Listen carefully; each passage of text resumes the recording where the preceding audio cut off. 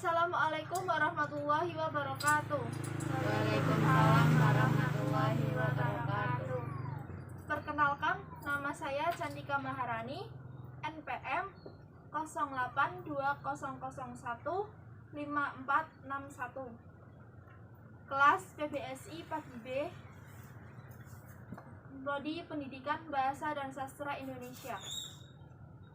Pada kesempatan kali ini, izinkan saya menyampaikan materi saya dengan judul "Jangan biarkan rasa insecure membuat kita kalah dengan keadaan". Sudah tidak asing lagi bagi kita mengenai kata insecure. Banyak di antara teman-teman pasti pernah merasakan insecure. Persoalan insecure pada masa sekarang sedang marak terjadi, seiring dengan perkembangan teknologi dan informasi yang meluas. Melalui media sosial, orang-orang berlomba-lomba untuk menunjukkan kelebihan masing-masing. Hal ini mengiring diri kita untuk berpikir bahwa hidupnya tidak sebaik yang ditunjukkan orang lain di media sosial. Inilah yang menimbulkan rasa insecure pada diri manusia. Pengertian insecure. Insecure merupakan istilah untuk menggambarkan perasaan tidak aman. Rasa insecure sendiri bisa terjadi saat sedang merasa kekurangan, malu, bersalah, bahkan sampai rasa tidak mampu akan melakukan sesuatu. Hal tersebut dapat memicu diri kita semakin tidak percaya diri. Kemudian ada penyebab insecure. Ada banyak hal yang dapat mempengaruhi insecure, baik faktor dari luar maupun faktor dari dalam. Yang pertama, faktor eksternal. Perlakuan overprotektif dari orang tua dan pasangan, perlakuan dibanding-bandingkan dengan orang lain, penolakan dari orang lain, dan tekanan dari orang tua. Kemudian yang kedua, faktor internal.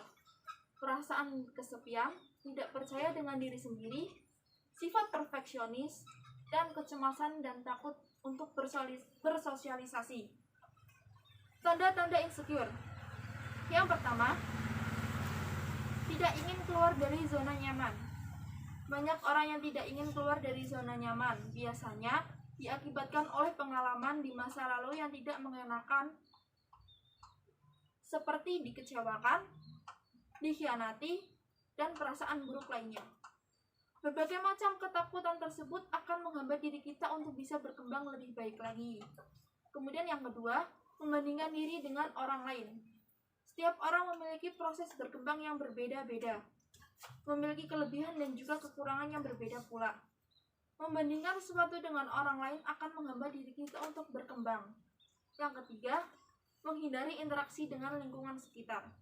Saat sedang insecure, seseorang cenderung untuk menghindari berinteraksi dengan seseorang, terlebih interaksi yang di dalamnya berisi tentang berbagai pencapaian atau kelebihan.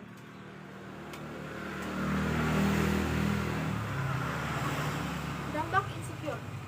Insecure yang berlebihan tak kunjung diatasi dapat menyebabkan gangguan kesehatan mental yang serius, seperti depresi, gangguan kepribadian, kecemasan, gangguan makan, masalah pada body image, overthinking hal negatif tentang diri kita yang bisa berujung sedih dan bahkan bisa ke titik menyakiti diri sendiri.